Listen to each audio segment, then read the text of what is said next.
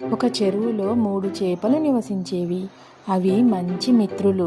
అందులో ఒకటి చాలా తెలివైనది, రెండవది చాకచక్యంగా ఆలోచించేది, మూడవది మాత్రం అమాయకంగా ఉండేది. ఒకరోజు మత్స్యకారులు చెరువు దగ్గరకు వచ్చి, అబ్బా, ఈ చెరువు మంచి చేపలతో నిండి ఉంది, రేపు వలలతో వచ్చి పట్టుకుందాం అన్నారు.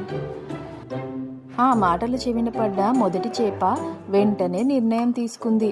అమ్మో, ఇక్కడ ఉండడం చాలా ప్రమాదమని రాత్రికి రాత్రే ఇంకో చెరువుకు వెళ్ళిపోయింది. రెండో చేప వాళ్ళు రేపు వస్తారులే, అప్పుడు ఆలోచిస్తాను అని అనుకుంది. మూడవ చేప మాత్రం ఈ విషయాన్ని సీరియస్గా తీసుకోనే లేదు.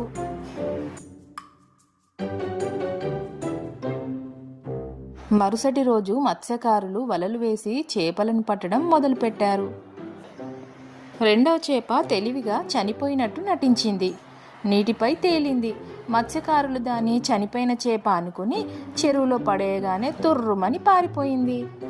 మూడవ చేప దురదృష్టవశాత్తు వలలో చిక్కుకొని తన జీవితాన్ని కోల్పోయింది. సమయానికి నిర్ణయం తీసుకోగలిగే తెలివితేటలు ఏదైనా అపాయం ఎదురైనప్పుడు వెంటనే స్పందించడం వల్ల మన ప్రాణాలను రక్షించుకోవచ్చు. అలసత్వం ఎప్పటికైనా ప్రాణాపాయమే.